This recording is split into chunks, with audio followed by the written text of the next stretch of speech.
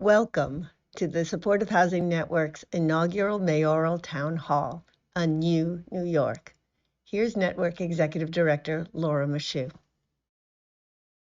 Welcome to A New New York, a mayoral town hall on supportive housing, the network's first ever mayoral candidate convening. Thank you so much for joining us this evening. My name is Laura Mashu. I am the Executive Director of the Supportive Housing Network of New York. We are a 32-year-old statewide membership organization of over 200 nonprofits that run more than 50,000 units of supportive housing, 100 of whom, with 32,000 units, are in New York City. As you know, supportive housing is affordable housing with support services for those who have both experienced homelessness and cope with additional challenges, the majority of whom are people of color. As such, it is one of society's most powerful tools for repairing the harms of systemic racism, providing tenants with both respectful permanent homes as well as whatever supports they need to thrive in the community. Further, the offer of a dignified home and tenant-driven integrated services are a model of how the city should approach all poverty-ending interventions. With homelessness among single adults at an all-time high, we obviously need a great deal more, and as quickly as possible. An added benefit is that supportive housing creates jobs and improves communities, which is especially important as the city seeks to rebuild. But the mission-driven nonprofits who invented and run supportive housing are consistently underpaid for contracts and paid so late they have to borrow money to keep the lights on. And their workers, who are primarily women of color and whose salaries are controlled by governmental agencies, are similarly undervalued and underpaid, as are most in the human services sector. But tonight we look forward.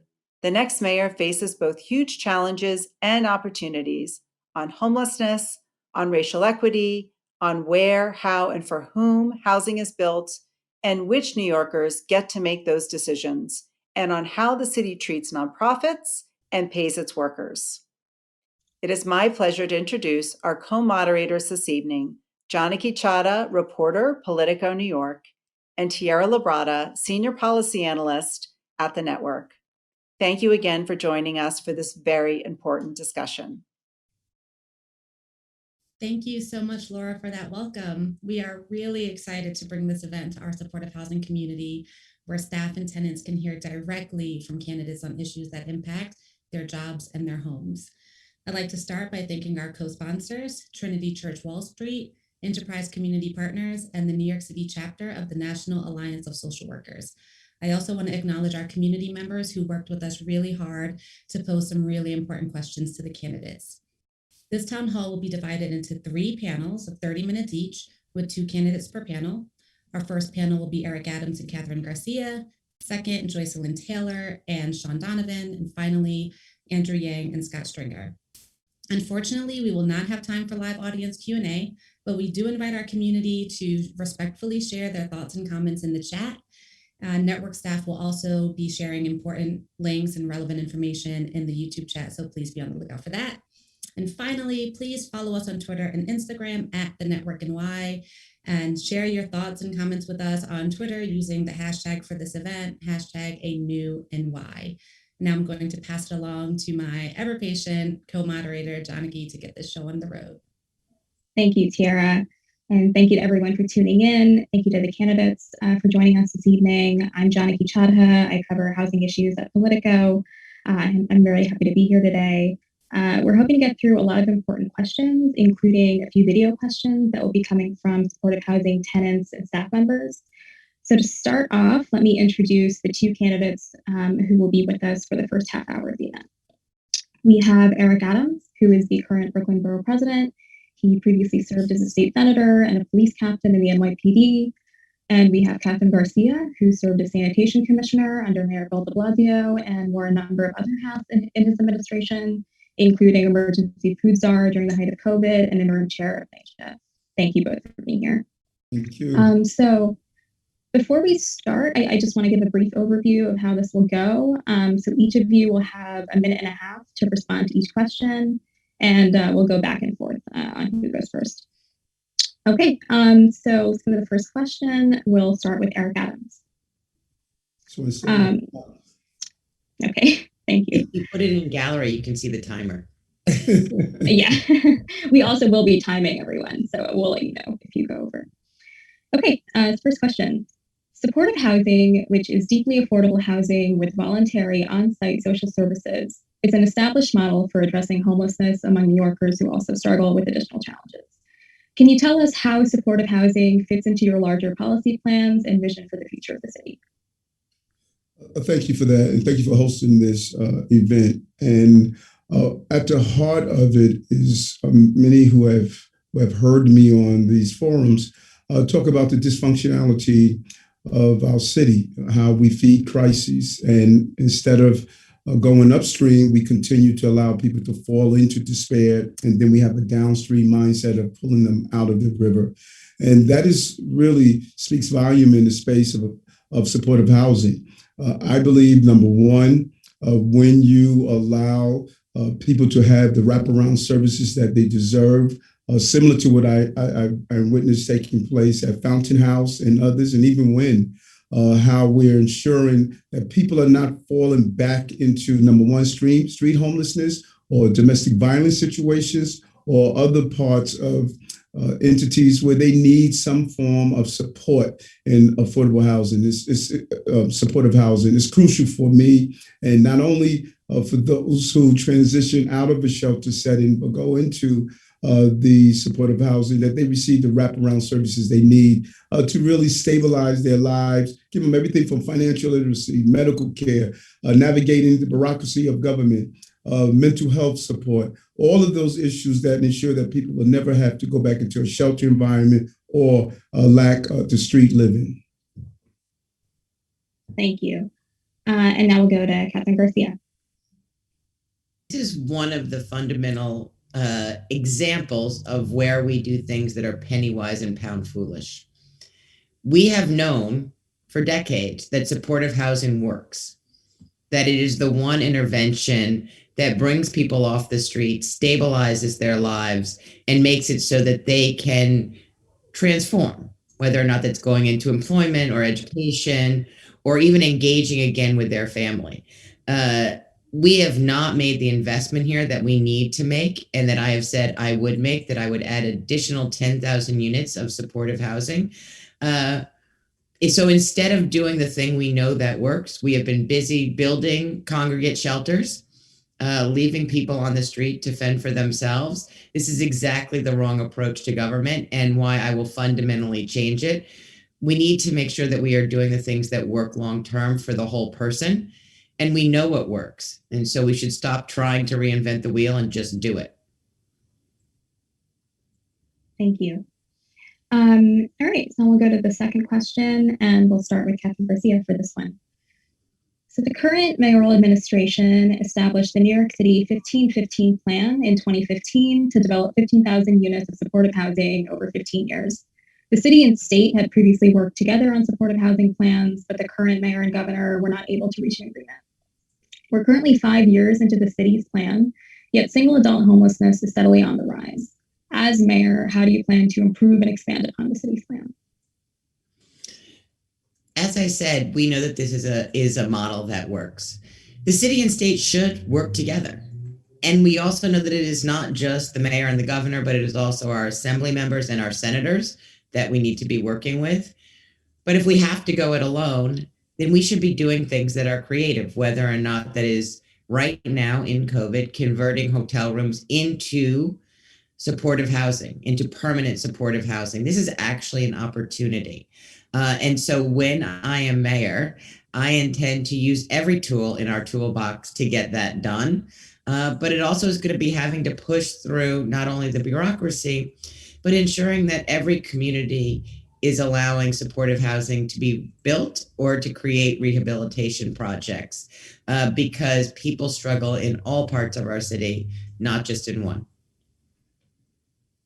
Thank you. And now we'll go to Eric Adams. Thank you.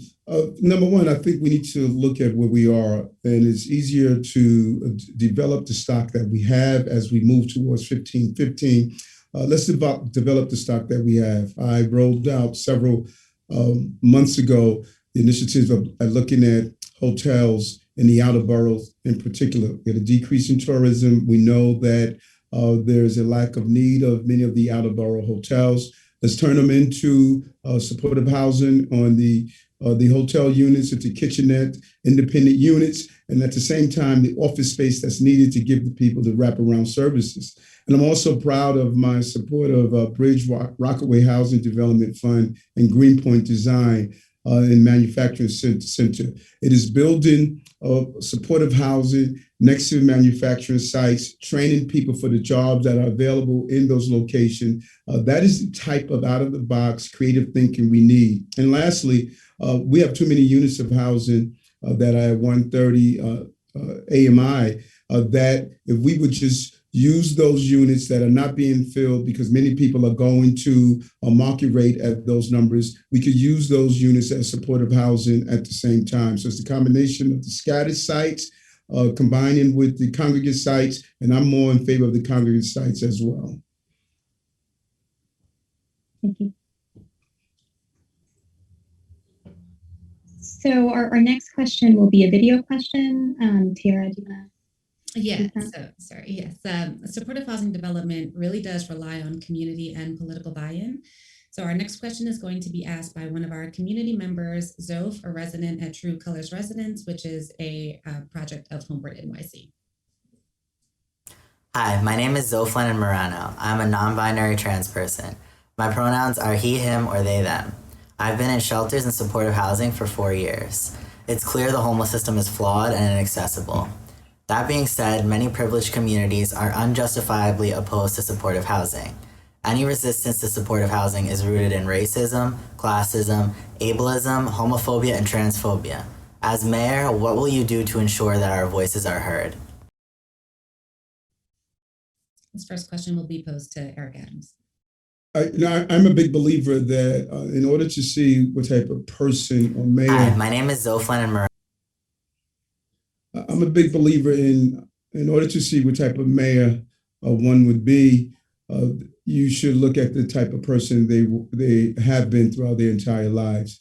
I have advocated and fought against any attempt not to allow affordable housing as well as supportive housing throughout this entire city. I've partnered with great men and women over in the Kensington area who adopted the individuals over in that area. I also fought against the attempt to stop on Bergen Street, CORE's supportive housing initiative. And as I indicated with the Bridge Project, we need to create real partnerships with the communities, sit down, explain exactly what is taking place there, have a real engagement, something that the city has failed to do far too often. And yes, there will be those NIMBYs, but we need to be clear about a housing issue is a citywide issue. And I am not going to back down based on those who don't believe everyone should have a right to housing. And that is something that I fought for, and I will continue to do so. Thank you. Catherine? So one of the things that we need to make sure that we are doing is engaging with communities early on. And then what you know is that supportive housing is not a negative impact on a community when it's done right. When you have strong social service organizations running those facilities, they are a benefit to their community, not a negative. It is when we don't design and build them and ensure that we have the support that they fail. And so it is showing the community where they have been successful. But regardless of that, we know that we need to have supportive housing. People want folks who are street homeless in particular to have a safe place to be.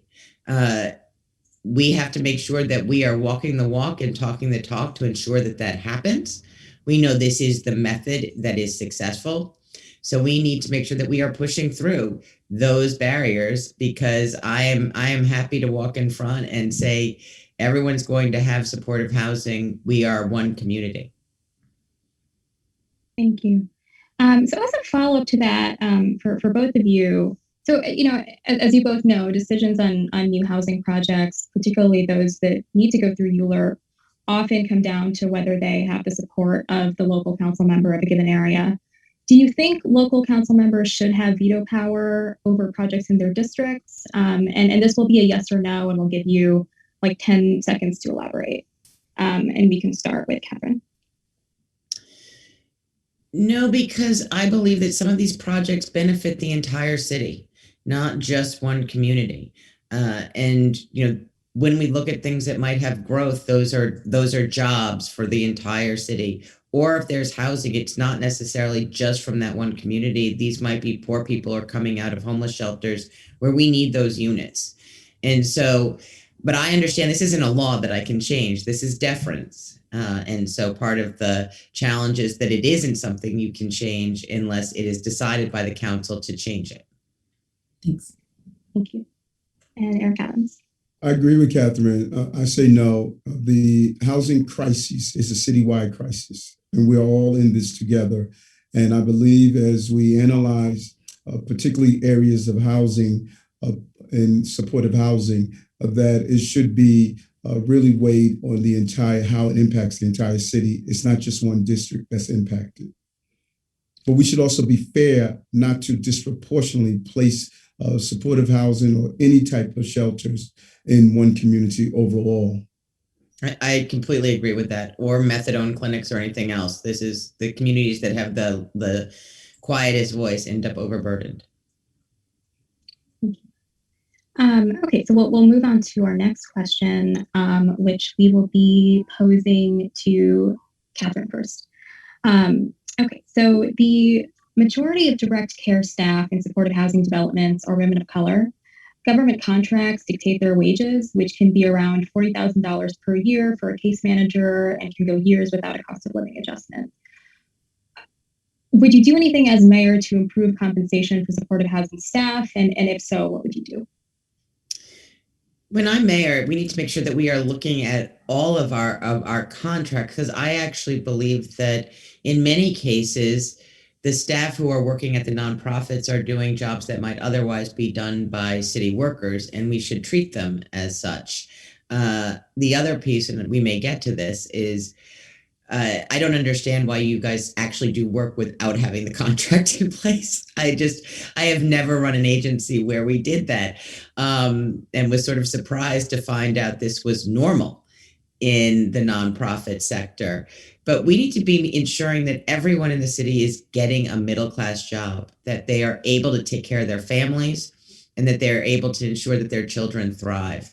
And you had to look at it by looking at what is in those contracts and what are the specifics and how are they matching up with the rest of our city workforce. And we'll go to Eric Adams.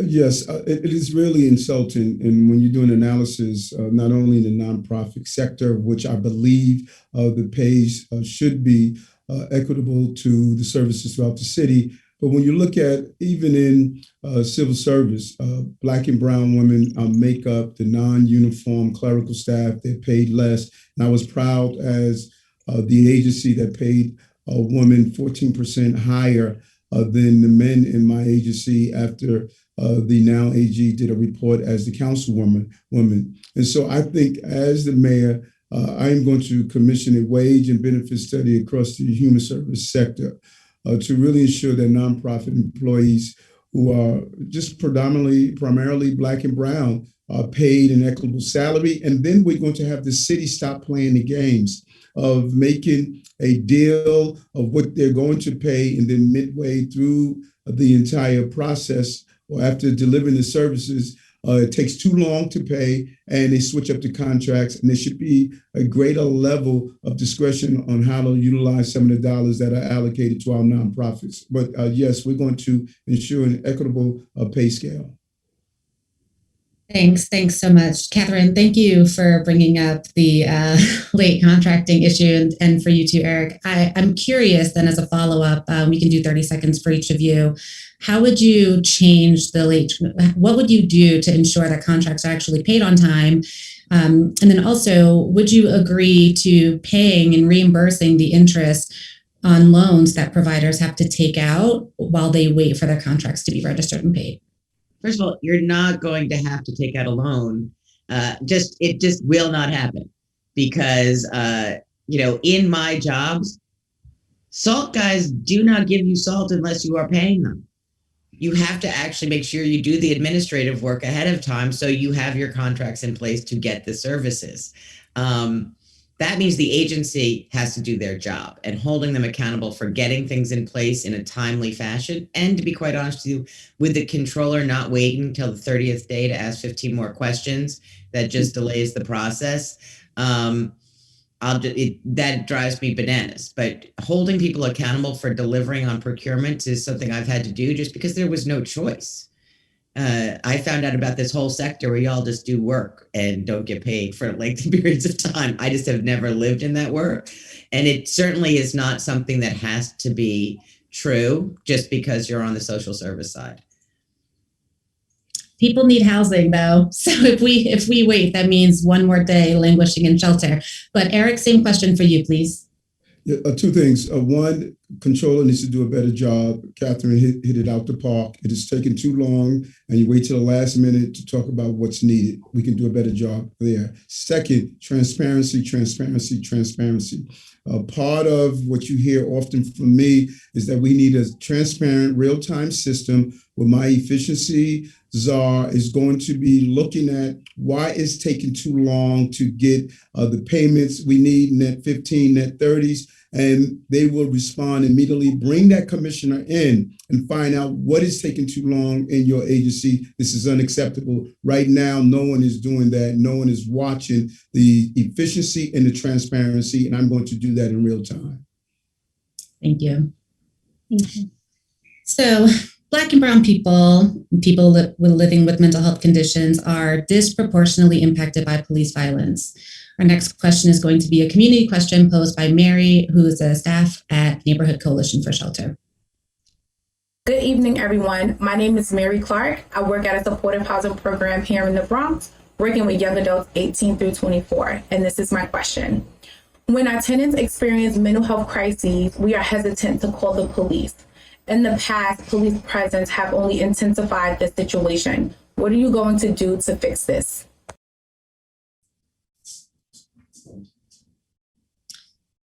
Eric? Thank you. I have responded to many calls when someone was in emotional crises during my time as a member of the police department. And I have witnessed how police officers can aggravate the situation. So I'm a big believer to have, for those non-life-threatening call, to have mental health professionals respond.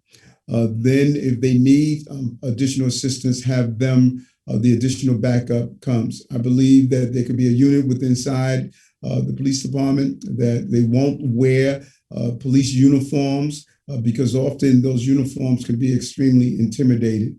So the goal is to have law enforcement officers respond solely for the life-threatening situations. Someone is carrying a knife or a metal object or something like that. I believe if you use the right combination with trained professionals, you will clearly decrease the number of jobs that police officers or law enforcement have to respond to. But I'm always going to say that I don't want to put the person who's going through the crisis in danger, or the family members there, or the professionals who are responding. We have to put safety first. And I know how challenging some of these calls of services are, but the wrong person will aggravate the situation and not de-escalate it. Thank you. Yes, no, I really concur with what the borough president said. I believe that we need to make sure that mental health professionals are embedded with PD and that they are there to de-escalate the situation.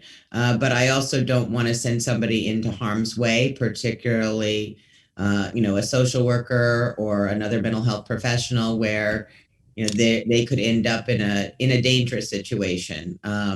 But I want to make sure that we are first and foremost approaching this as a health issue and bringing the right resources to bear, and that we are working to de-escalate that situation.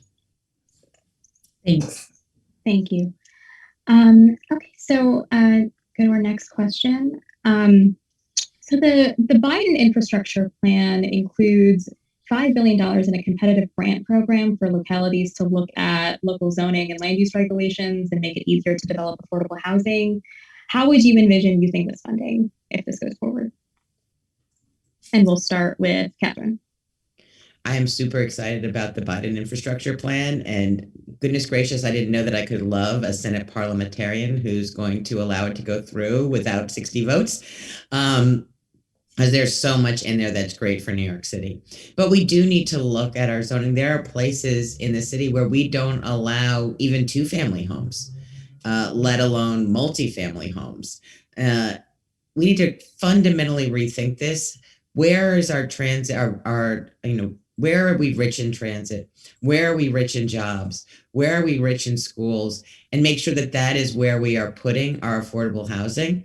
And that's a citywide view, because we know that we want strong communities that actually have mixed income. You want the butcher to be next to the financier who's next to the bus driver, because that creates human capital, creates the village that supports us all.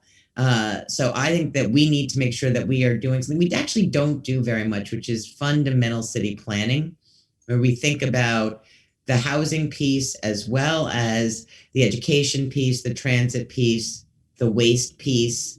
I'm sorry, I'm going to have to cut you off. We're running out of time, and we want to give. I'm sorry. Make sure everyone can answer. I was watching my timer. Yes. Sorry, we're almost at 6:30. I just want to get through all the questions. Thank you. Okay, same question to Eric Adams, and if you could keep it to a minute. Yes, without a doubt. It's crucial that we look at our zoning, which I believe we have wrong for a long time. We need to upzone in affluent areas.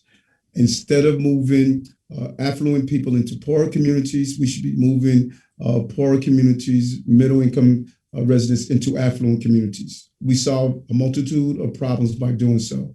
Transit-rich areas, integrate our school system, access to healthy food, live-work environments. And what I am hoping is that we take a close look at how we have been upzoning and how we have looked at the housing problem. There's a SWAT of real estate in Manhattan from 42nd Street to 14th Street, from 9th Avenue to Park Avenue, and even Soho. There should be no sacred cows when it comes down to housing. It should be a citywide issue.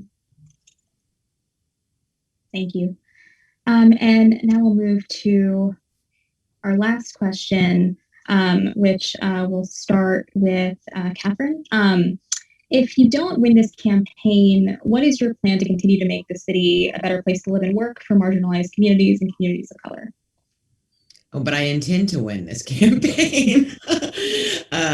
And, I will always continue to advocate for ensuring that we are a growing city, that we are a thriving city, that is a city that anyone can do well in and have opportunity, regardless of the color of their skin, regardless of their background. So I have not made any plan beyond June 22nd, because I intend to begin on June 23rd planning for the inauguration. Okay, fair enough. And same question to Eric Adams. I'm going to do what I have been doing for almost 42 years. When I started 100 Blacks in Law Enforcement Who Care and fought against the terrible laws around stop and frisk, the crime, public safety, the attacks on Abner Louima, the shooting of Diallo, standing up for affordable housing. That was not my job based on my civil service title. It was my job based on the New Yorker. And so it doesn't matter what title hangs on my door. I'm going to continue to fight and stand up on behalf of New Yorkers, because the lives that New Yorkers are living is the life that I live, and there by the grace of God go I. And so I'm going to continue to do what I have done for the last 42 years, and that's fight to make sure we can raise healthy children and families in a safe environment in the city. Thank you so much to both of you. Really sorry, but we're out of time. We appreciate you taking the time today to talk directly to our staff and tenants and to our community. We'll see you on the campaign trail. Thank you. Bye. Thank you. Bye. Take care.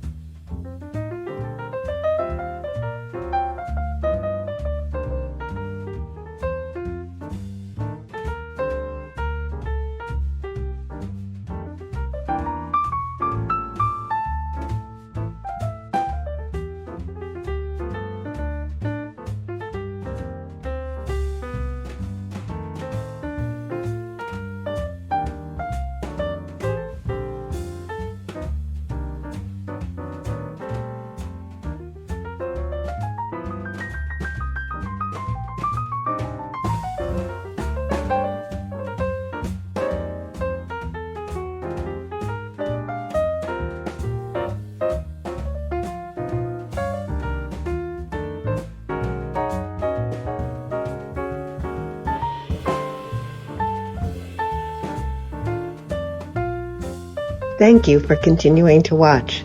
Now, back to our moderators.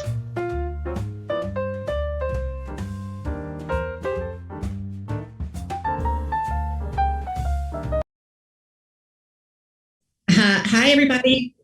Welcome to our second panel. We appreciate you continuing to stay in the Zoom where it happens. All right, Janaki, I'm going to pass it along to you. Thanks, Tierra. Hello again. Welcome, everyone. So we have a bunch of questions to get through, including 2 video questions in this round from a supportive housing tenant and staff member. So let me introduce the candidates. We have Sean Donovan, who led the city's housing department under Mayor Michael Bloomberg and served as HUD Secretary and Budget Director for President Barack Obama. And we have Joycelyn Taylor, who is CEO and co-founder of Taylor Made, a general contracting firm, and a founding member of the NYC MWBE Alliance. Thank you both for being here.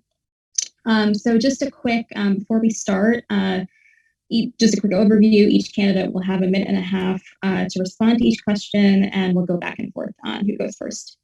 Okay, so let's go to the first question. We'll start with Sean Donovan. So supportive housing, which is deeply affordable housing with voluntary on-site social services, is an established model for addressing homelessness among New Yorkers who also struggle with additional challenges. Can you tell us how supportive housing fits into your larger policy plans and vision for the future of the city?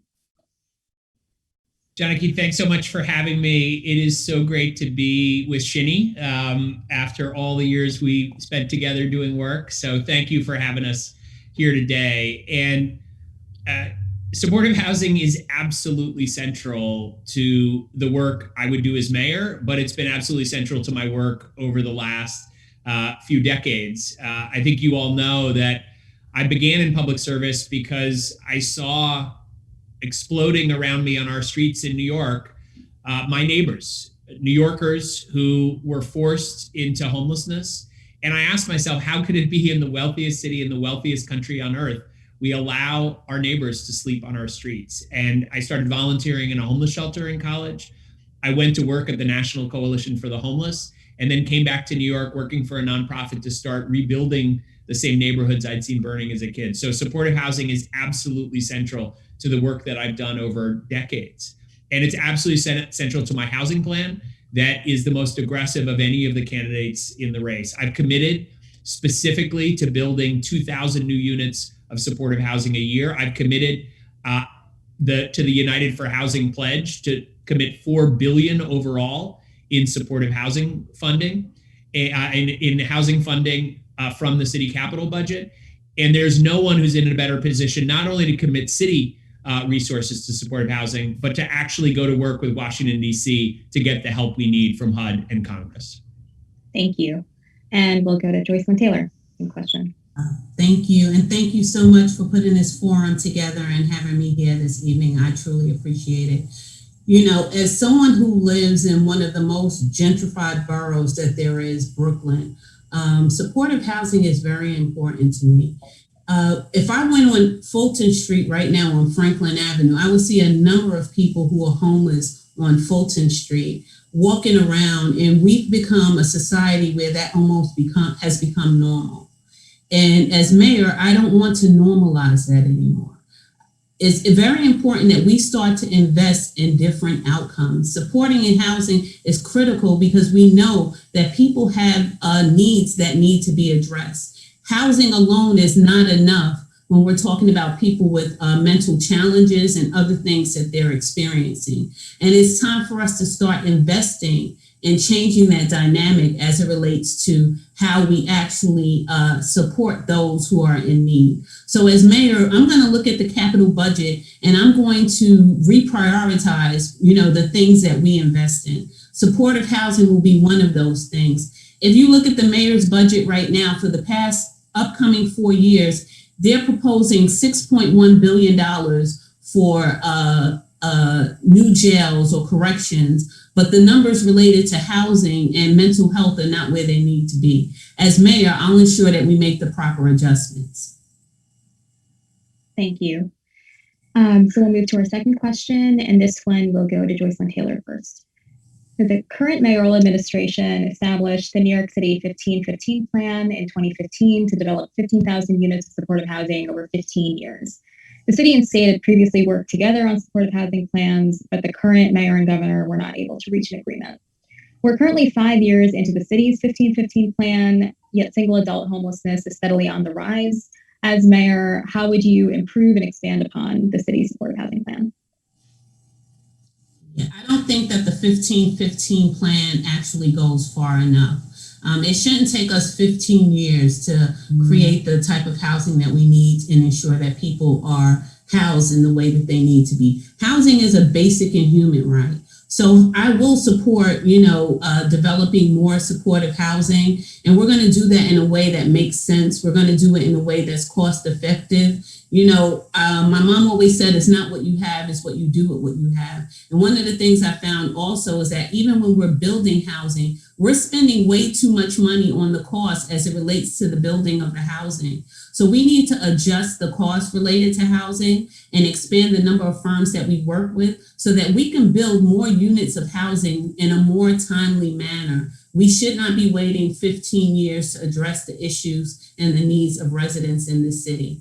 We see a ton of development that's going on that's luxury housing. We don't have 75% of people that live in this city that can afford luxury housing. We have to start building based upon the needs of the city. And as mayor, that's what I'll do. Again, to readjust the budget and say, what do we need to do to ensure that the people who are most vulnerable in this city, they have their needs addressed? We get a return on what we invest in. Housing is something we truly should invest in. And I'm going to expand that plan. I'm going to work with the federal government and the state government to ensure that housing is a basic right.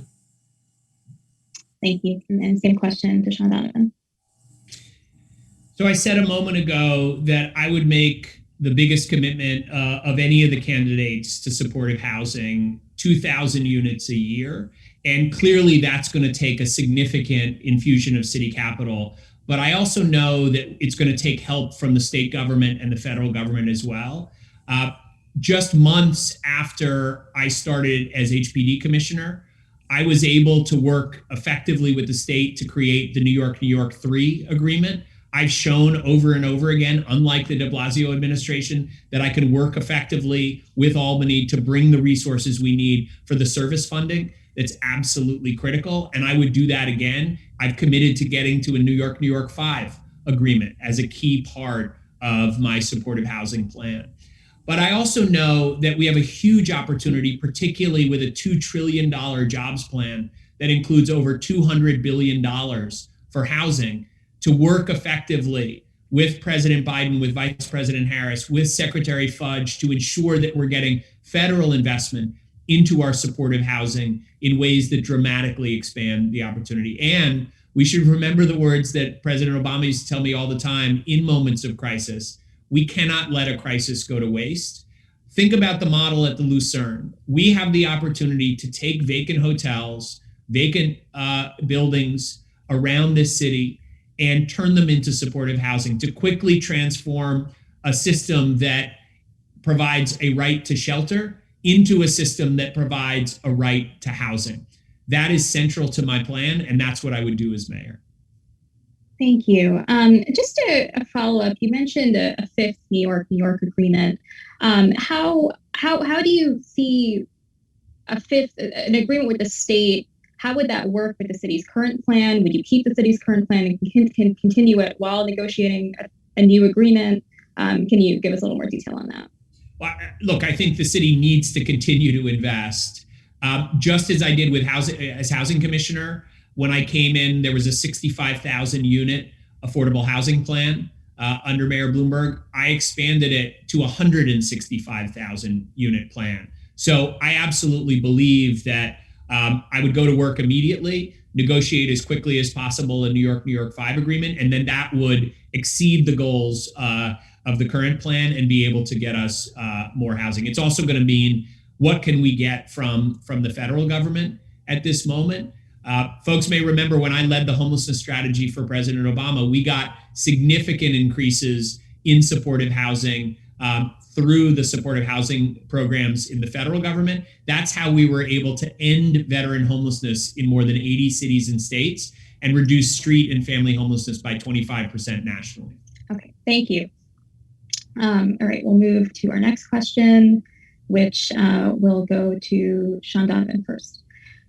So nonprofits make up a big part of the supportive housing community, but often feel undervalued. Organizations frequently have to take out lines of credit and pay non-refundable interest on those loans while they wait for city payments. And a major initiative to improve nonprofit sustainability, the Indirect Cost Rate Initiative, received retroactive cuts over the past year. As mayor, how would you ensure that nonprofits are made whole, especially in times of crisis? So this is really personal to me as someone who started my career at a nonprofit.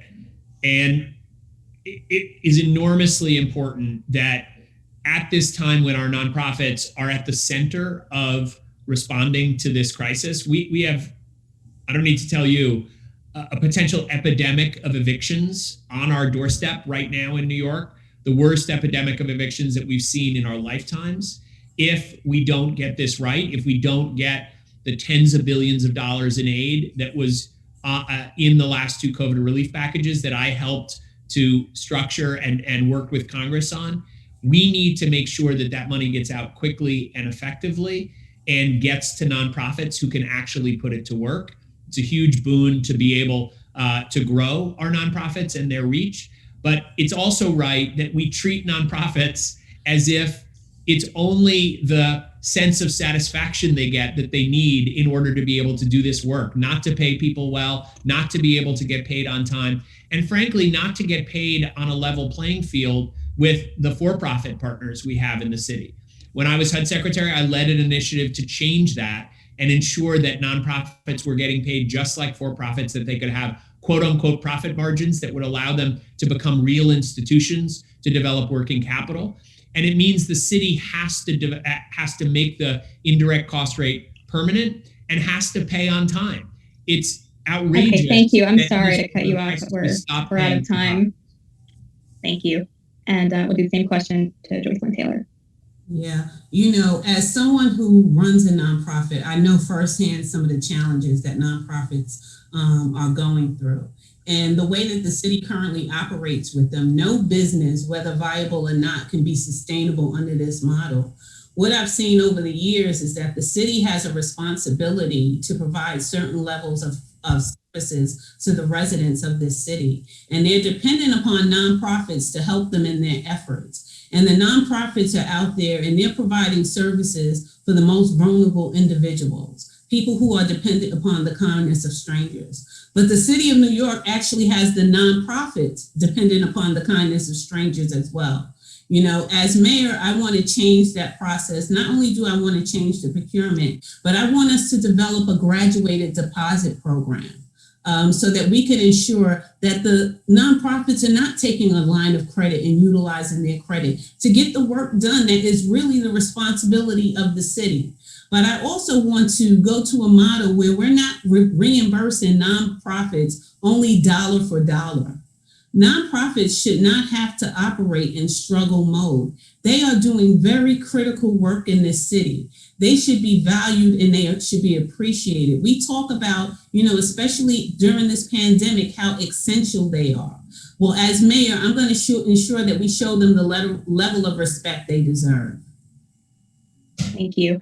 And we're going to do a quick follow-up to that. And we ask that you please answer with just a yes or no. Would you reimburse interest payments on loans that nonprofits have to take out when city payments are late? We'll start with Sean Donovan. Yes.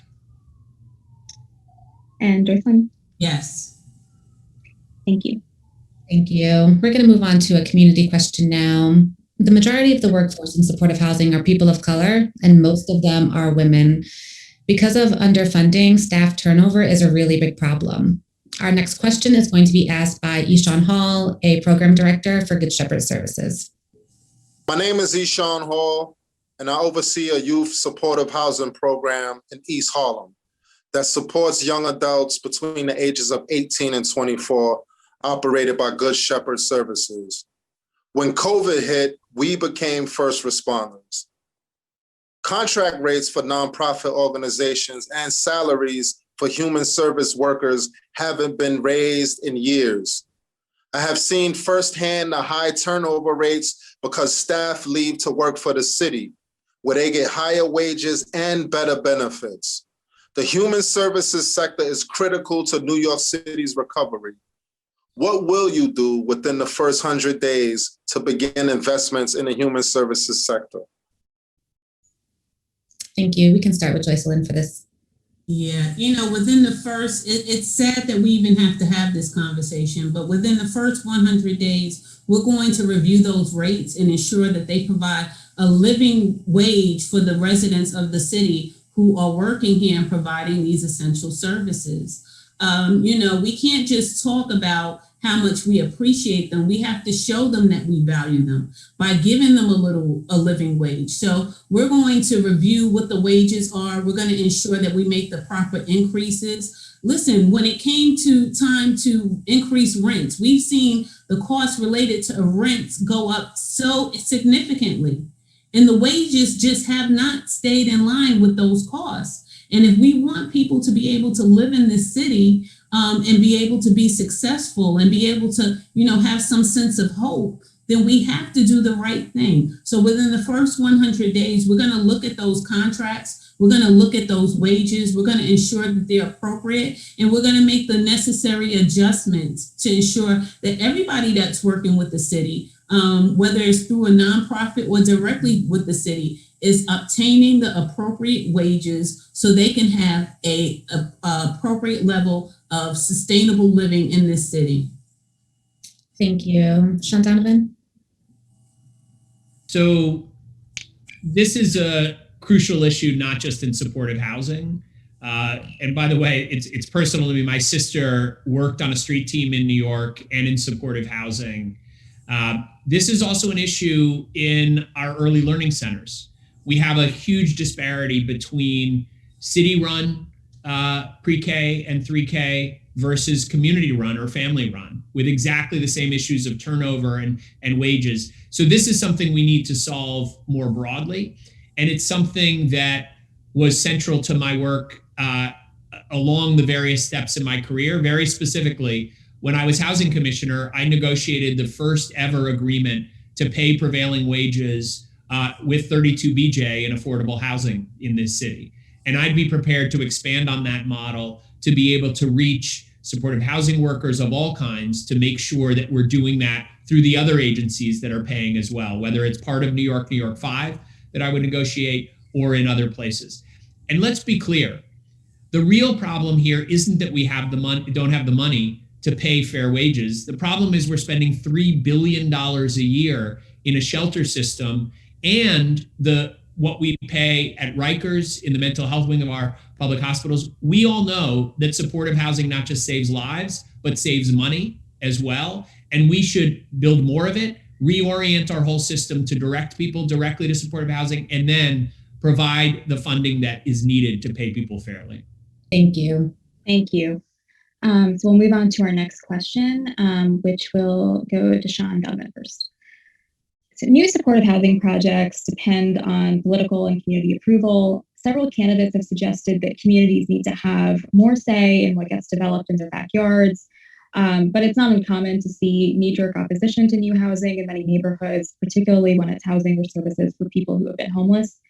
Whose voices would you seek to include in conversations about new development, and how would you respond to backlash from community groups and residents who are opposed to any new supportive housing? So this is an issue I know well. I actually have the scars from being attacked at community board meetings for doing the work to try to place supportive housing, to actually successfully place supportive housing in so many communities around New York. This is a real issue. And I've proposed that we actually create a streamlined ULURP program for 100% supportive housing, to make sure that we're making it easier to create 100% affordable housing, including supportive housing.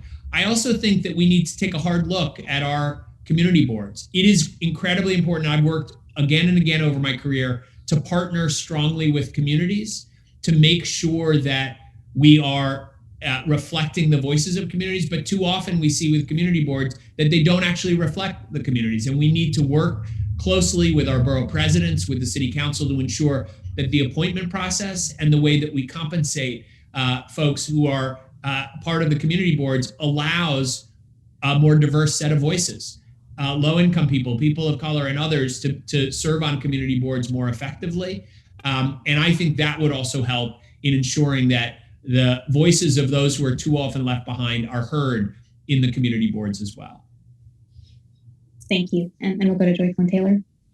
You know, I think that we need to listen to the voices of everyone. And I also think that we also need to empower communities to be able to have more of a say in what's going on. I think the challenge is that there hasn't been effective communication.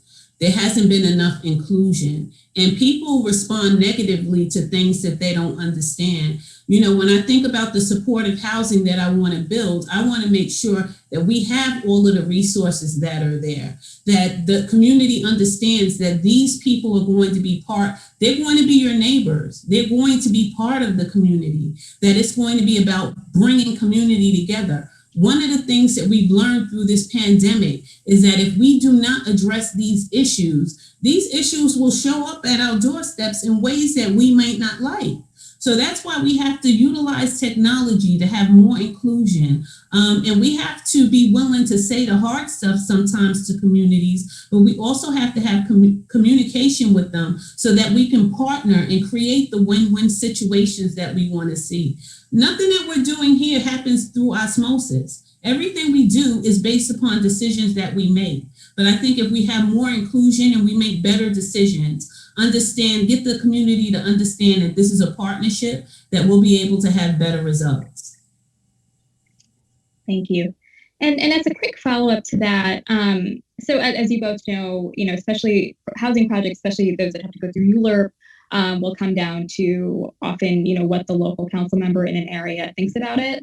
Do you think local members should have, effective veto power over projects in their districts? And please keep it to a yes or no. And we'll start with Joycelyn. No, I don't think the council person should have exclusive veto power. Thank you. And Sean? I agree. I think we need to change that process in the ways that I proposed. Thank you. And our next question actually covers the ULURP process. So we want to know if, the land use process required for housing projects can, including the environmental work and outreach, can add years to the timeline for a supportive housing project. How would you address this as mayor? Would you do anything to streamline the process? And if so, to what extent would you streamline it? And we'll start with Chadha. So as I said a moment ago, I am proposing in my housing plan a streamlined approval process for 100% affordable housing, which obviously would cover the vast majority of what we do with supportive housing in the city. I think that is something that would allow us to move projects much more quickly, limit the kind of resistance that we get. But I do want to say we shouldn't just be focused on ULURP. We do need to do better outreach and work with communities. One of the things I did with Shinny when I was housing commissioner was put together an education process where we went out to communities, showed them the real data on what was happening. We also, frankly, need to make sure that we're ensuring an equal distribution of locations. Too often, supportive housing, drug treatment facilities, and others are put into communities of color. And I've proposed a citywide process that would become part of ULURP to ensure that we have a fair distribution of supportive housing and others across the city.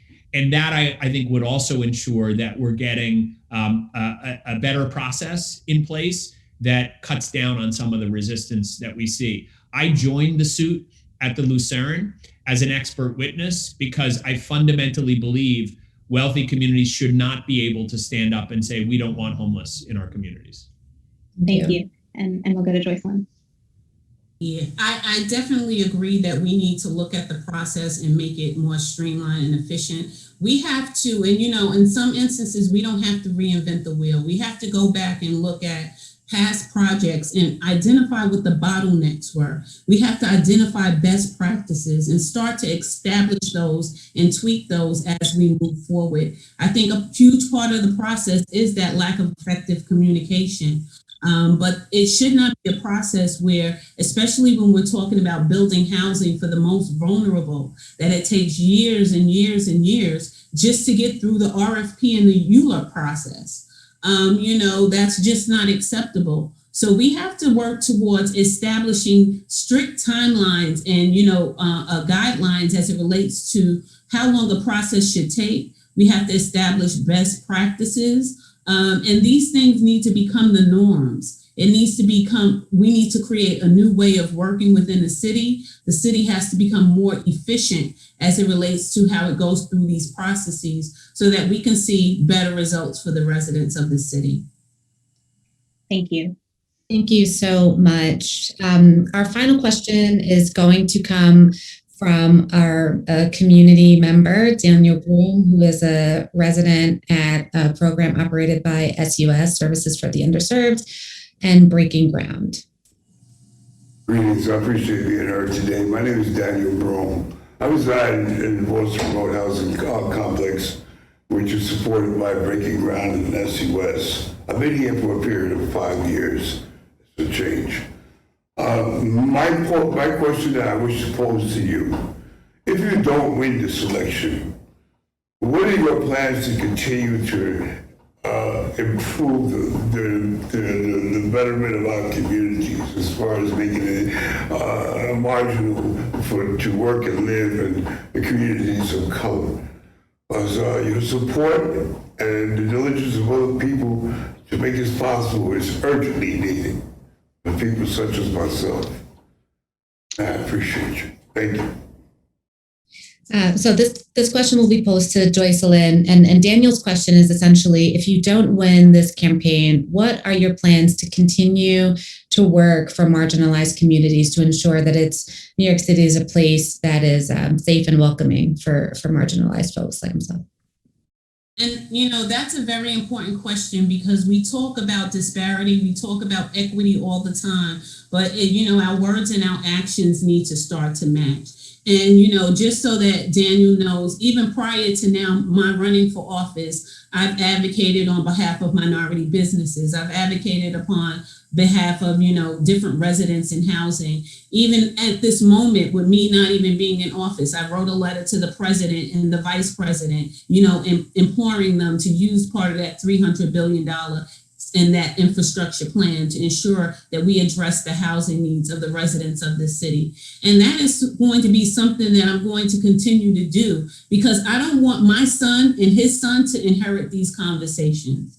We have the ability to change the dynamics to ensure that, we do better as it relates to the residents of the city. We talk all the time about knowing what the challenges are, what the issues are. We talk about times that we've, actually fixed certain things. It's time for us to start doing a lot less talking and a lot more doing. So I'll continue to do that in my efforts. Thank you so much. Sean Donovan, same question for you. So I do want to say first that I plan to win this race, and I believe I will win because New Yorkers want someone who's actually been on the front lines of solving the fundamental challenges of homelessness and housing, of hunger, and redeveloping our communities with jobs that benefit everyone.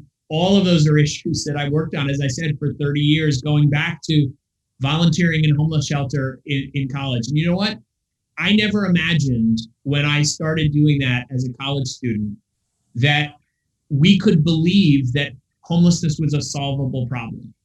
And it wasn't until supportive housing was invented right here in New York City that we knew we could solve homelessness.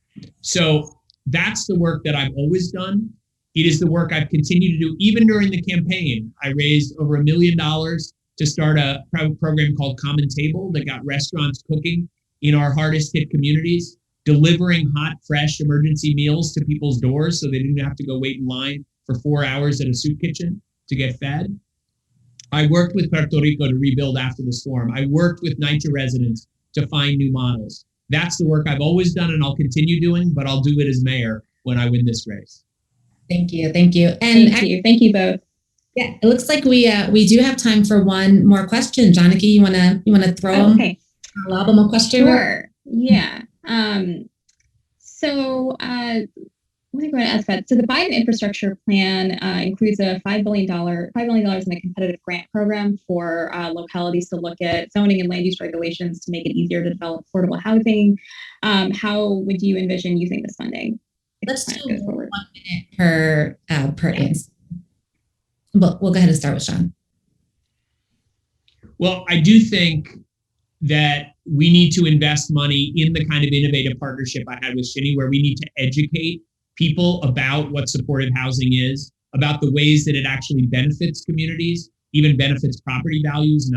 That would be, for me, an important investment into of this funding to break down resistance. But I also would look to implement with that funding many of the changes that I've proposed that include not only a streamlined ULURP for 100% affordable housing, but also things like citywide inclusionary zoning, changing our parking and accessory dwelling rules. There are many, many things that we could do citywide to ensure that we're making it much easier to develop affordable housing. And those are things that I would also look to implement with that funding. Thank you so much.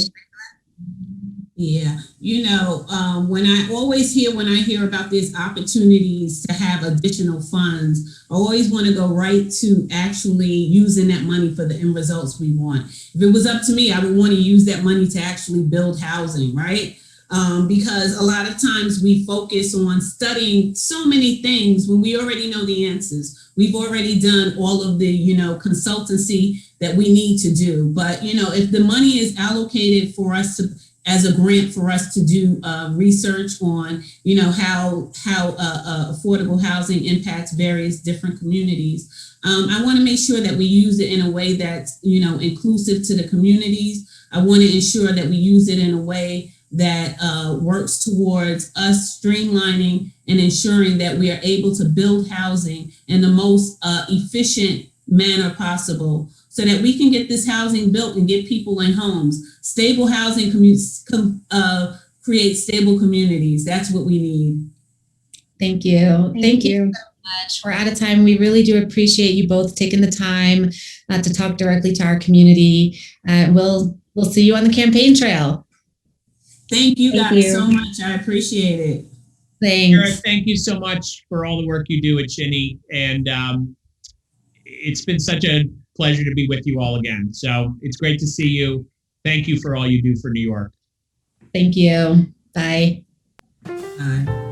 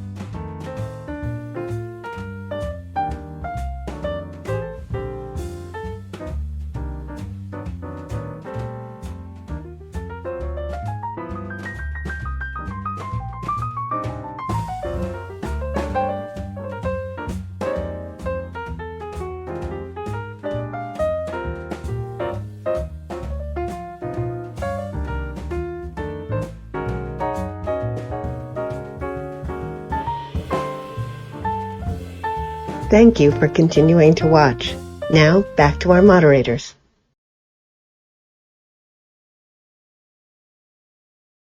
We are really excited for our final panel here. We have Andrew Yang, Scott Stringer. I'm going to pass it along to Janaki to get us started. Thanks, Tierra. Hello again to everyone. Welcome to our third round. We have a lot of different issues to cover, and we'll also be getting a video question in this round from a supportive housing tenant. So to start, let me introduce the candidates. We have Scott Stringer, who is the city controller. He previously served as Manhattan Borough president and as a state assembly member representing the Upper West Side. And we have Andrew Yang, who is a tech entrepreneur known for his 2020 presidential run, where his central policy proposal was a universal basic income. Thank you both for being here. So before we start, I'm going to give a quick overview of how this will go. So you'll each, sorry. Yeah, I just want to make a connection. Before I ran for president, I started and ran a nonprofit for 6.5 years. The tech entrepreneur thing makes it sound like I was working at Amazon or something. Okay. Well, fair enough. Just to give a quick, so you'll each have 1.5 minutes to respond to each question, and then we'll go back and forth on who goes first. Okay, so we'll go to our first question. We'll start with Scott Stringer. Okay, so supportive housing, which is deeply affordable housing with voluntary on-site social services, is an established model for addressing homelessness among New Yorkers who also struggle with additional challenges. Can you tell us how supportive housing fits into your larger policy plans and vision for the future of the city? Well, first of all, let me thank you for giving me this opportunity, and it's good to be here with Andrew and so many of you who do such important work in the space of supportive housing. And for me, as I have developed my housing plan, should I become mayor, I recognize that we have a crisis where 500,000 people are one step away from homelessness in the city. That was pre-pandemic. And tonight, 60,000 people, half children, are going to sleep in the shelter system. And instead of focusing on bringing people into permanent supportive housing, the city government has focused on building shelters and building more housing for people who make over 150,000. I believe that we need to have a housing plan that addresses the low-income New Yorkers who need a roof over their head and the services that make their lives healthy and plentiful. I believe that we have to build 30,000 supportive housing units during my mayoral take. And I have had a long history of working with supportive housing groups to make sure that services that we're providing are actually going to the people most in need.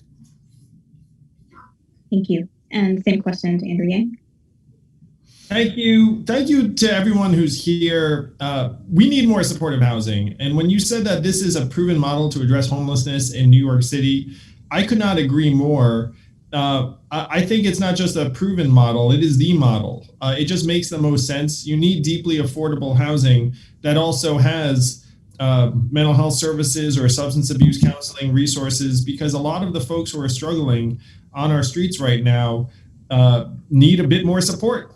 And when I've spoken to people who do this work in organizations like yours, they tell me that there's been a bottleneck of supportive housing development because the city and the state can't get on the same page. That unfortunately, right now, the mayor's relationship with Albany is not what it needs to be in order to make sure that we have a pipeline of supportive housing coming online. I agree with Scott that we need to be building thousands of units of supportive housing. I think that the underutilized hotels present an opportunity that when I've spoken to organizations who are studying this and working on it, they say that converting a hotel, if you relax some of the regulations around what constitutes an apartment or a dwelling, can provide housing units at half the cost and half the time. And that's the kind of opportunity we should pursue to get more supportive housing available as soon as possible.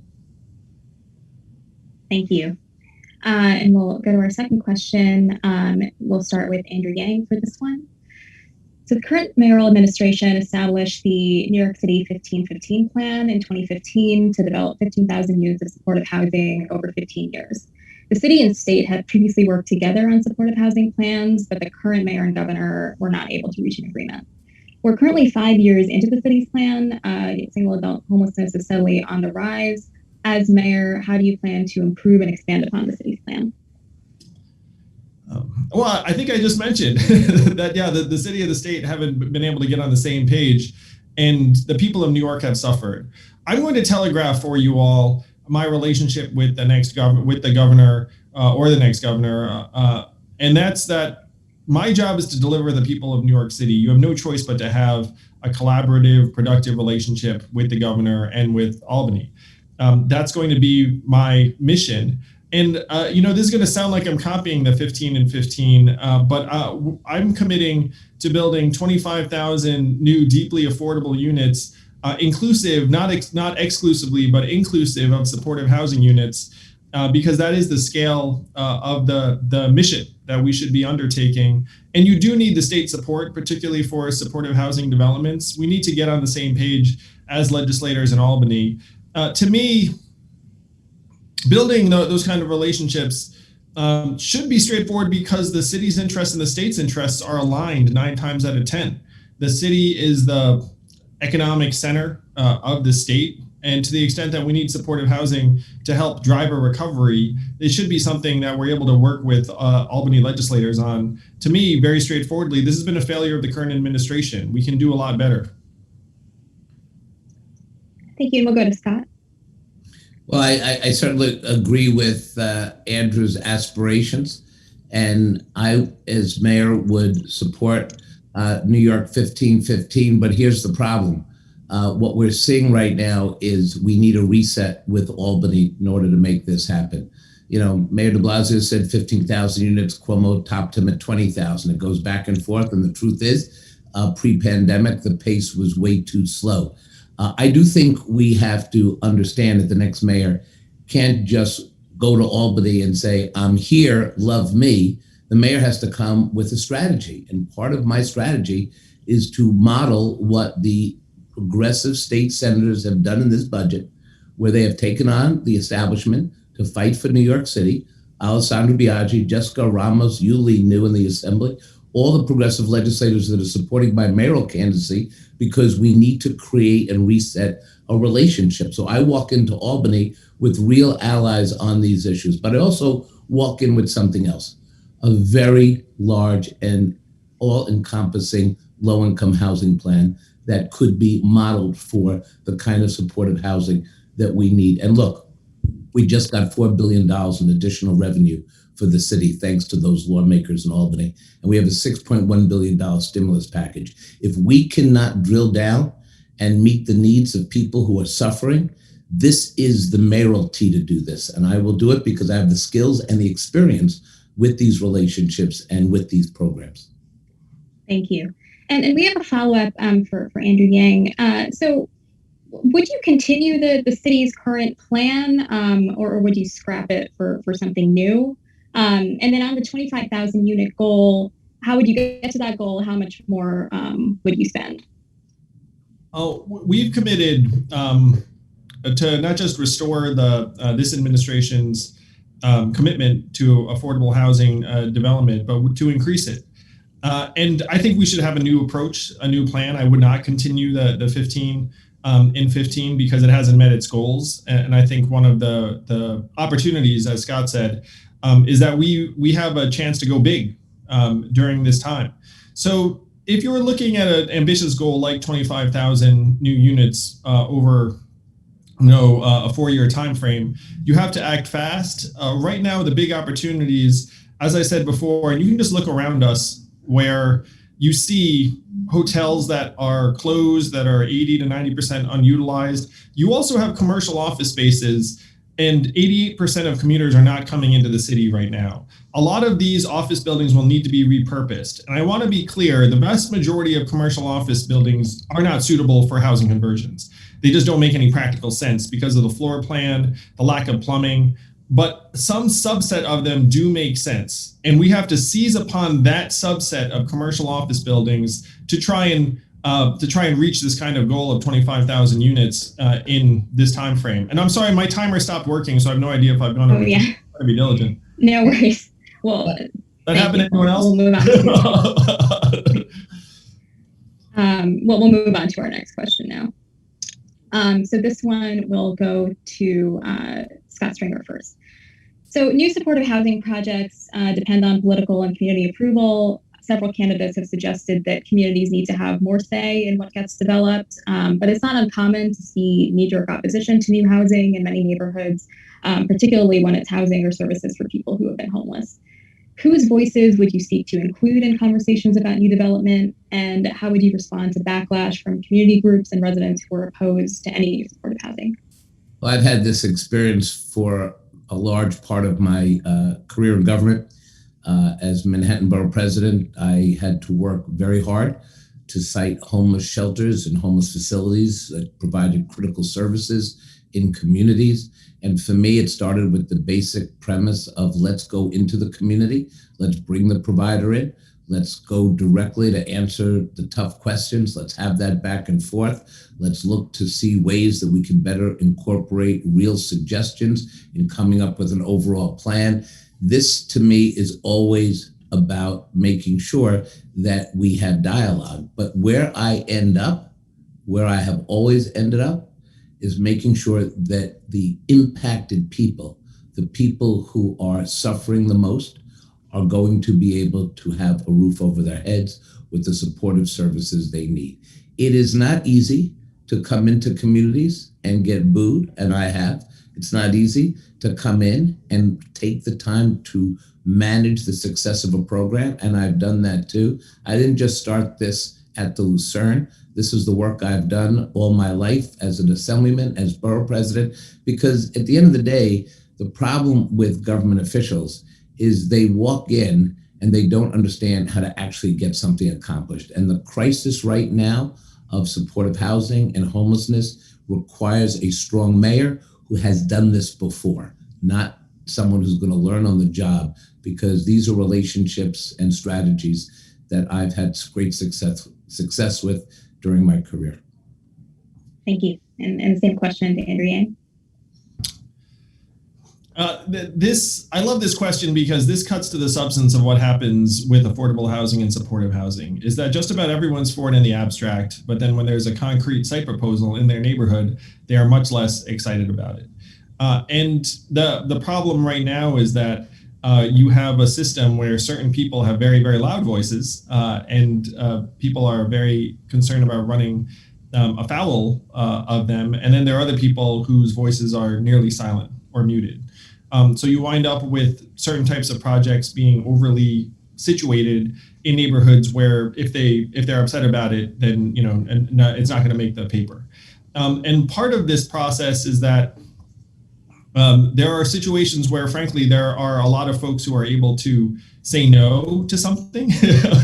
Like you have like an effective veto, particularly if it's a sort of project where a particular city council member that the project is cited in can have an effective veto, particularly if other city council members would want the same deference.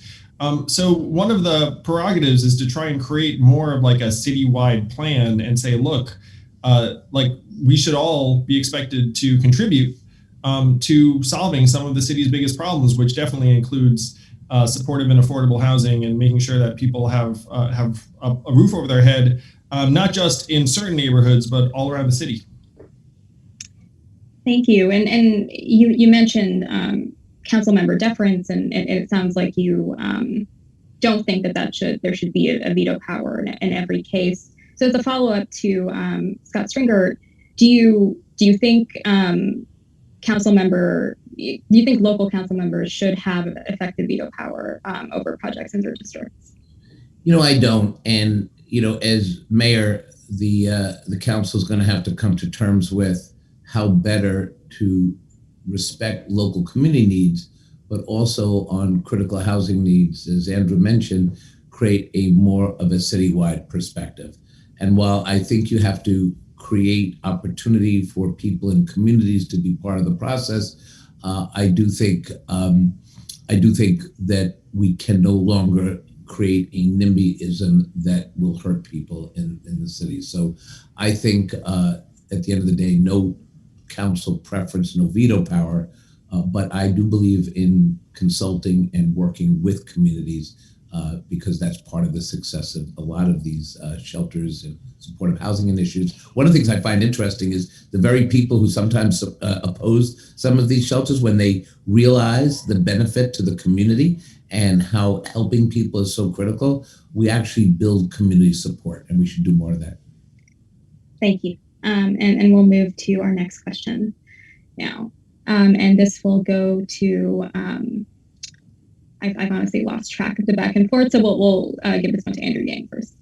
Okay, so nonprofits founded the supportive housing model and continue to be its backbone today, yet they wait longer on average than other city vendors for their contracts to be registered and paid. And many supportive housing providers carry multi-million-dollar lines of credit to bridge late payments from the city, and the interest they pay is not reimbursable. What will you do to ensure that the nonprofits the city relies on can in turn rely on the city? I love this question too. I must love these organizations. So I mentioned before that I founded and ran a nonprofit for 6.5 years, and it is terrible when you are getting your finances and chain yanked around by a city or state government because they know, they can frankly stall in paying you and there's little recourse. But it's sometimes devastating for the nonprofit because it's not like the nonprofit necessarily has access to 6-figure or even 7-figure credit lines while it's waiting to get paid.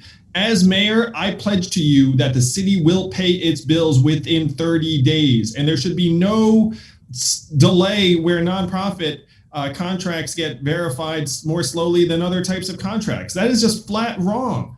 Like the city not being able to pay its bills on time is not just like it's like an administrative problem. It's such like an abuse of organizations that are trying to do the right thing. I have led one, and we need to pay our bills so that you can pay your bills and you can operate with visibility and transparency. You can plan. You actually can start hiring and not have to, yank other people around because the city can't pay you. The city will pay its bills on time under my administration. And if we don't, then we will. And so one of my plans is like, if we don't pay you, we're going to have this giant bank who will pay you, and then we'll owe that bank credit. And that'll make sure that you get paid, even if for some reason we can't do it. Thank you. And now we'll get to Scott Springer. When I was running for controller 8 years ago, I had the same moment that Andrew Yang just had. I was asked the question of, will the bills be paid on time for nonprofits, given the fact that this nonprofit industry contributes $77 billion annually to the city economy, and this diverse workforce is so critical to providing services. And I said exactly what Andrew said. I said, I'm going to pay every bill within 30 days, and I'm going to approve every contract in 30 days. And I did, as controller. But here's the problem. It's not just waving a hand and saying you're going to pay the bills. That's too simplistic. And I learned that 8 years ago. We need to have real procurement reform. We need to put in place mechanisms so that we guarantee in this vast system of agencies and provider services that it is very clear that every agency that submits a contract to the controller's office has to do so within 30 days. And the controller is the only agency right now that actually responds to that. So that has to change. The other thing we have to do is recognize that there are nonprofits who have credit lines that jeopardize the nonprofit, but we also have smaller nonprofits that can go out of business when they get a credit line. That's right. And so what I think part of what we've got to recognize is that we have to build up the nonprofit capacities by making sure we increase fringe, we fund the people who can work with contracts and deal with that bureaucracy, because that bureaucracy, Andrew, is always going to be there, I can tell you after all these years, but we have to create real procurement reform. We're going to need approval by the city council, we're going to need executive orders by the mayor, and we're going to need real political will, because this is a multi-billion-dollar crisis for nonprofits. Scott, let you and I have a pledge, and then we can get all the other candidates to pledge too, that we're going to engage in procurement reform and get nonprofits their money within 30 days. If you and I do it, then everyone else will do it, and then maybe it'll actually happen. Andrew, I'm going to tell you something else, and I don't mean to be using my experience tonight, but procurement reform does not get people into the streets, thousands of people saying procurement. But it should, right, my friend? So what we're going to have to do is, this is one of those back office works of a mayoral administration that you're committed to and I'm committed to, because we're going to have to very much streamline this process because we're hurting a lot of people, and I think we both agree. All right. Thank you. I think one of the things that we really do want to hear from everyone is that our nonprofits are going to be paid in a timely manner. And if not, then they will be reimbursed for the interest on the lines of credit and loans that they have to take out. So let's make sure that our nonprofits are paid, make sure that people get housed, make sure that our staff gets paid. But we're going to move on to a community question that's still related. Advocates have argued over the last year that budgets for supportive housing and other social services are often strained while the NYPD budget remains robust. Our next question is going to come from a tenant named Richard from Urban Pathways.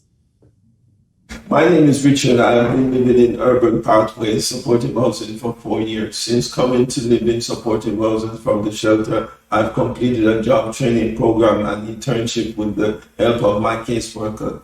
The supportive housing staff provide very important service, just as important as some of the services of the police department, and in some cases more important. But the NYPD gets a budget of almost $9 billion each year, while supportive housing staff are paid unlivable wages that lead to high staff turnover.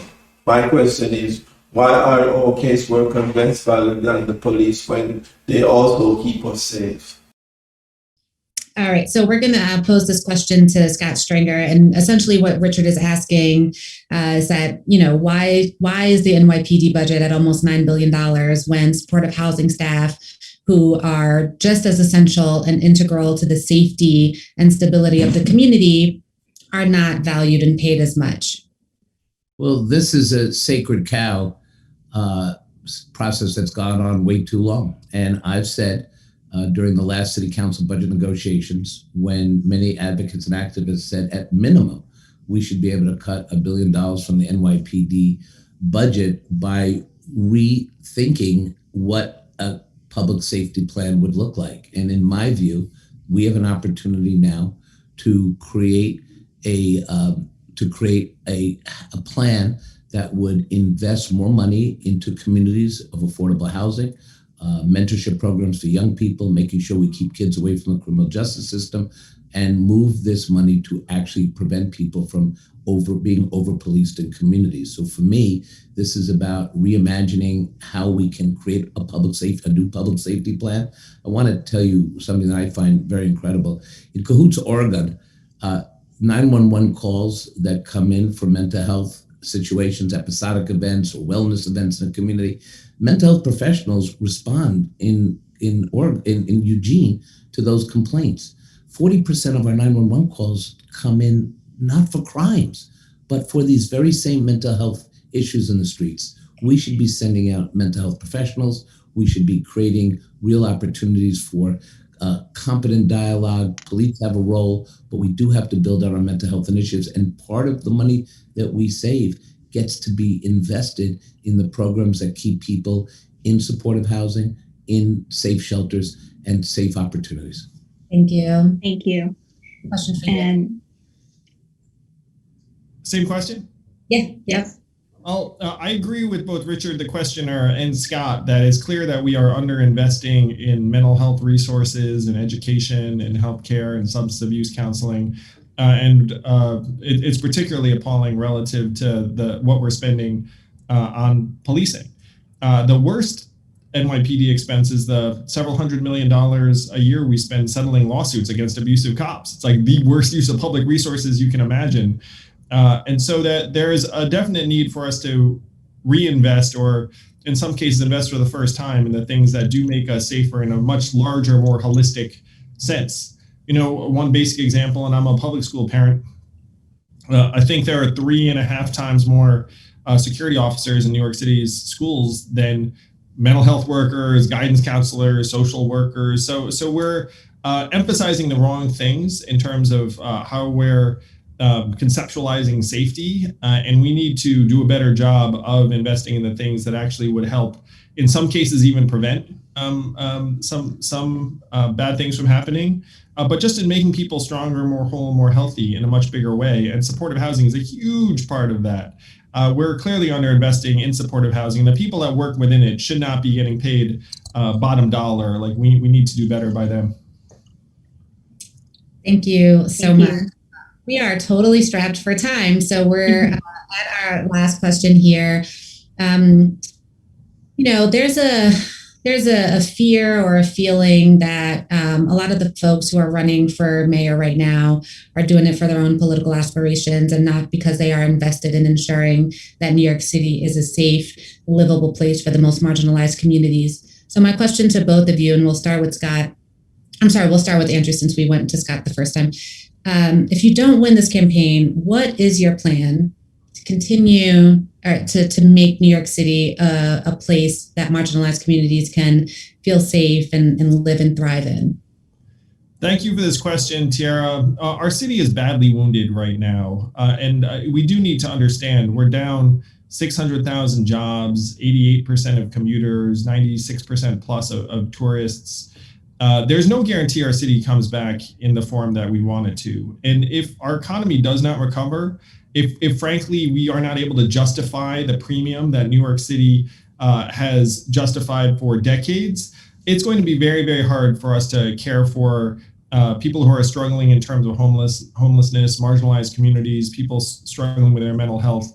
So my job, number one, is to get our city back on its feet so we can improve our way of life in all sorts of ways. I have a very comprehensive anti-poverty platform, cash relief, People's Bank, get people basic financial services, certainly want to expand on supportive housing, but none of it is possible if New York City itself is not working. So I'm running for mayor because I think I can get our city working again. I think I can activate not just the public sector, but the philanthropic sector, the corporate sector, technology. I think we're going to need it all. But if I'm not the next mayor, then I'm going to do everything I can to help reignite New York's economy. However, the mayor, who's not me, decides to make use of me. But our city is really wounded right now, and we just need to do everything we can to help. Thank you so much. Scott, same question. I'll probably run for president. No, just kidding. I don't recommend it, Scott. You got a family just like I do. You don't see them very much. Exactly. Although sometimes I think running for mayor is equally as difficult. I have to say, just on the most personal level, I got married late in life. So I am at a point in my life where I'm raising a third grader and a second grader, Max and Miles. And, when I think about this campaign and the crisis that the city and our kids are facing, this is the maybe one or two offices that can actually change the course of my kid's life. And I take it very seriously because I see them every morning and I know what they've gone through during the pandemic. And because I'm controller and I've worked in government, I actually know that my kids have had it pretty good, right? They have parents with privilege. And I think for me, I really worry about the kids in public housing with no internet access or the kids in homeless shelters who this administration has just ignored. And I want very much to be mayor because I think I bring the experience that will make it possible on day one to take this fight and reimagine what the city's potential can be. But, I've run in elections, I've won some and I've lost some, although lately I've been on a winning streak. And wherever I end up, it's going to be through the lens of these two little kids. And I'm going to make sure that I make this place better for them and for all the kids I'm never going to meet. And I hope to have that opportunity. Well, right. Thank you both for taking the time. It's been a pleasure. I want to thank all of our audience members, everyone that stayed with us through all three panels. Thank you to the candidates. We'll see you all on the campaign trail, I'm sure. Again, thank you so much for bringing your perspective directly to our supportive housing community. We know that everyone's Zoom fatigued out. And we've heard all of the criticisms about Zooming instead of being on the ground campaigning, but we certainly appreciate you making your voices heard here to our community. I want to say thank you to all of the network staff who helped produce this. Thank you to our production team. Thank you to Janaki for moderating. We're really excited to see what happens in June. All right. And I'll see you in Coney Island tomorrow. I'll see you in Coney Island, Scott. Are you bringing the kids?